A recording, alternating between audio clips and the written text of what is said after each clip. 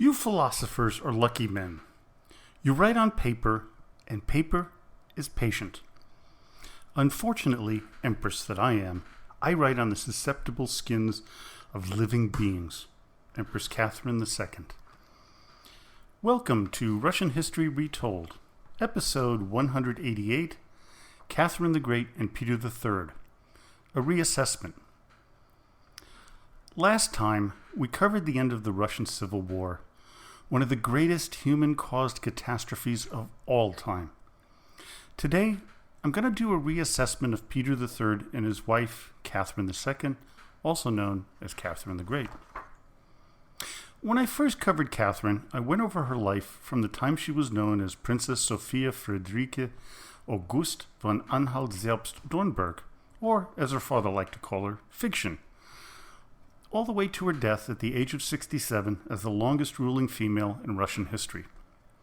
Her reign has been oft-times glamorized, but not criticized nearly enough, as I'm going to do in this podcast. Mind you, I'm not going to diminish all of her achievements, and there are many. Instead, I want to use the 20/20 hindsight that history allows us to point out things that she put into place that was to harm the autocracy and Russia through the era of the Soviet Union and even up to today.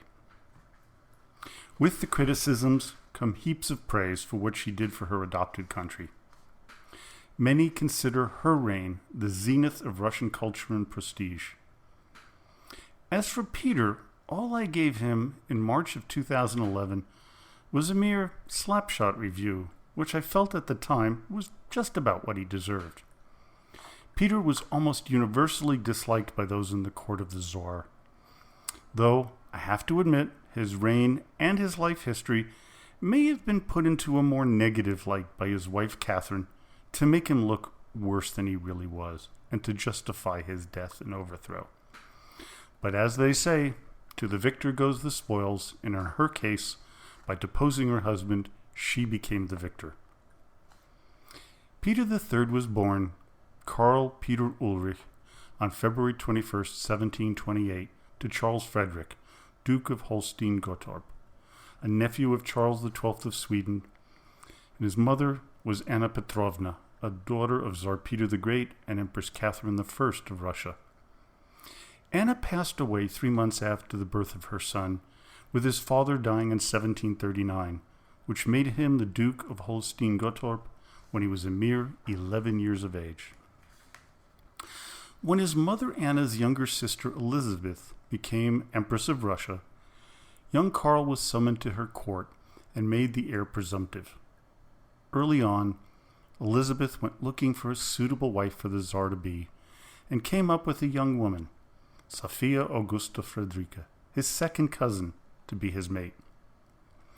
Much of what we know about the marriage comes from the diaries and letters from Sophia, the future Catherine the Great. From what we gather, she loathed him, more so as the years went on. Her writings and those of her future court were very critical of his personality and behavior, while others, especially recent historians, have viewed him as a cultured and sophisticated young man. Whatever the case, history holds a dim view of his reign, especially when he pulled Russia out of the 7 Years' War, effectively saving his idol Frederick II of Prussia from certain defeat and death. This reversal of position, held by the previous Empress, Elizabeth, made many in the court dislike the young Tsar and helped further the plot against him by friends and lovers of his wife Catherine. Still, in his brief 186-day reign, Peter III signed 220 new laws, many of which were very progressive and Western European in nature. Had he been able to continue this trend, Russia might have become more powerful and enlightened than what was to come in his stead. He began to deal with the serf issue by making it illegal to kill one's serf without some punishment by law. He also proclaimed religious freedom, something that was unheard of in Europe at the time. He abolished the secret police, which was founded by his grandfather Peter the Great. Of course, this was to be overturned by his wife and has remained an important if not negative, institution to this day. Peter III established the first state bank in Russia, rejected the nobility's monopoly on trade, and encouraged mercantilism by increasing grain exports and forbidding the import of sugar and other materials that could be found in Russia. For all of the faults that were attributed to Peter, mostly by Catherine, to justify his overthrow and his murder, he might have turned out to be a pretty darn good czar in the long run. That, of course, is pure conjecture, and maybe something I'm going to consider somewhere in the future. Hint, hint. But since this is a historical review of the reign of these two monarchs, we must stay true to the facts and know that on July 8th, 1762, Catherine II was declared Empress of all Russia. Since I already covered her life in episodes 42 through 51 today, I will review her 10 most significant accomplishments with some commentary of their value or disservice to the future of Russia, all the way to today. Number 1, she was the longest reigning female ruler of Russia, as I said, starting on July 8th, 1762, all the way to her death on November 11th, 1796, a reign of 34 years. Not only was she the longest serving female, she was to be its last. Because of her son Paul's disdain for his mother, he passed a law to forbid a female to hold the position of Tsar unless extreme circumstances occurred. Number 2, her lead in the successful wars between Russia and the Ottoman Empire. The biggest was the Russo-Turkish War of 1768 to 1774. Because of the victories, Russia gained a firm foothold on the Black Sea for their fleet, as well as gaining Azov, Kerch, and Kinburn. They also became the protectorate of Crimea, which would effectively end the centuries of raids into Russia by the Crimean Tatars, remnants of the Mongol horde. The Treaty of Kukuk-Kainarka ended the most devastating defeat of the Ottomans of all of the 9 wars between the two nations. Of course, this is a major victory and important for the future of Russia. This helped protect her southern border for the foreseeable future. Number 3. Partially due to the aforementioned war, Russia became the power in southeastern Europe, especially after the Russo-Turkish War of 1787 to 1792, culminating with the Treaty of Jassy.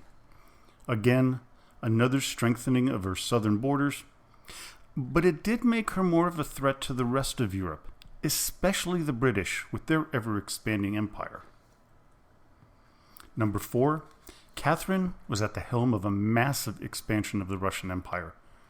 Her adopted country expanded by some 200,000 square miles, or 518,000 square kilometers. Russia was now finally seen as a European power, something that Peter the Great had begun. As I mentioned before, this would make the rest of the European countries scared of the Russian bear, which of course would lead to the disastrous Crimean War of 1854 to 56. Number 5, educational reform. This is one of her major triumphs, but not without some warts.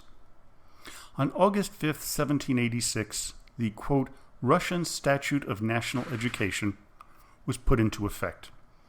Free education for all free classes of society was implemented with the creation of high schools and primary schools. Over 62,000 pupils in 549 state schools were in attendance by the end of her reign. The wart was the lack of any such education for the majority of Russians, namely the serfs. As enlightened as she supposedly was, she was still not ready to help those most in need. They were still viewed as lesser people than the rest of the Russian population. Number 6. Catherine was a champion of women's and children's rights, and nothing could have said that better than her establishment of the formal education of females, as well as creating foundling hospitals, boarding schools for abandoned children and orphans. In 1764, she established the Smolny Institute in St. Petersburg, which was not only the first government-funded educational institute for women in Russia, but in all of Europe.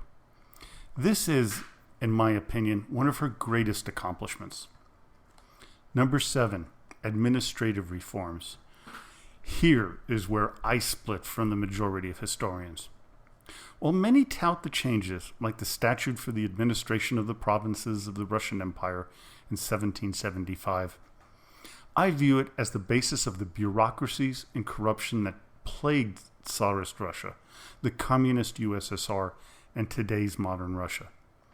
While this existed before Catherine, it was now strictly codified, which allowed unscrupulous men to know where the boundaries were and where they could profit within the system, with the cost borne out by the people they were supposed to be serving. During her reign, the number of government officials more than doubled. Because of this massive decentralization, corrupt officials could reap major financial gains. Rooting out this type of corruption is almost impossible, but it also makes the people more disapproving of their government, something that fed the dissatisfaction of the Russian people prior to the revolution of 1917. Of course, the improvements caused by this reform allowed for better governance of the vast Russian Empire. The size of the country almost demanded that this took place. Thinking back, a smaller Russia may have made it a lot stronger, but that's another story for a different day. In the short run, the administrative reforms were an impressive improvement to the existing system at the time. In the long run, I feel that it hampered Russia's ability to efficiently extract its natural resources and share its wealth with the majority of its people. Number 8, the expansion of trade and communications. During Catherine's reign, Russia introduced the first paper money in its history. The Code of Commercial Navigation and the Salt Trade Code of 1781 helped increase the size and wealth of the middle class. Add to that the Charter of the Towns, which limited the power of the nobles. The middle class greatly benefited under the Empress's leadership. Of course, once again, the serf was the one to bear the brunt of these reforms. Number 9, the establishment of the Free Economic Society. This was a group led by Grigory Orlov, whose ideal was, quote, to publicize advanced methods of farming and estate management as practiced in foreign countries. It was the first organization of its kind not to rely on the government for support, but Catherine was still behind it all the way. It was also the first time that liberal thinking was encouraged. Again, in the short term, it was highly beneficial, but for the Romanovs and their dynasty, it would sow the seeds of discontent, especially when the reactionary czars Nicholas I and Alexander III tried to rein in this type of thought. Number 10, Russian Enlightenment in the arts. Philosophy, theater, music, and the sciences. The reign of Catherine the Great was a type of renaissance for Russia, also known as the Russian Enlightenment. For the first time, the arts became an important part of culture outside of religion. Her support was to lay the groundwork for all of the great artists of the coming generations, like Pushkin, Tolstoy, Tchaikovsky, and many, many others. We can look at the Hermitage and see her fingerprint on Russian culture. This museum was based on Catherine's personal art collection and is now a world treasure of incalculable value. The Bolshoi Theater and the Mali Theater were in part created due to her influence. One can honestly say that her presence on Russian culture and her influence was truly immense. There were peoples outside of Russia who would not look kindly on the Empress's reign, especially the Poles and the Turks, as she took large swaths of their territory as though it was due her and the Russians. And one cannot forget the Pugachev rebellion. It's something that was a stain on her reign, and one that caused her to really look back and wondering if this liberalism was okay or, at all. In my opinion, Catherine II deserves the sobriquet, the Great, as much as anyone in history. The problem is that we have to really look back at her time as the ruler of the Russian Empire and use a little bit of critical thinking. While the nobles and the middle class did fabulously, the lowly serf had more weight put on their shoulders. Taxation and just general feelings of inadequacy for these people. They were considered almost non-people, slaves, like the American slaves were. The Pugachev example was an example of the feeling of the peasant class, and was an enormous rebellion, as I recounted in one of the episodes. So this was something that Catherine and people who admire Catherine the Great have to look at. Well, anyways, I hope you enjoyed today's podcast. Join me next time as I look at the reigns of Elizabeth, Ivan VI, Anna, Peter II, and Catherine I. Now, every once in a while I ask for donations to the podcast, and today's one of them. And you can do that by visiting my blog site at RussianRulersHistory.com. Would appreciate any and all donations, and thank you to all of you who have donated in the past. So now, as always, до свидания и спасибо большое.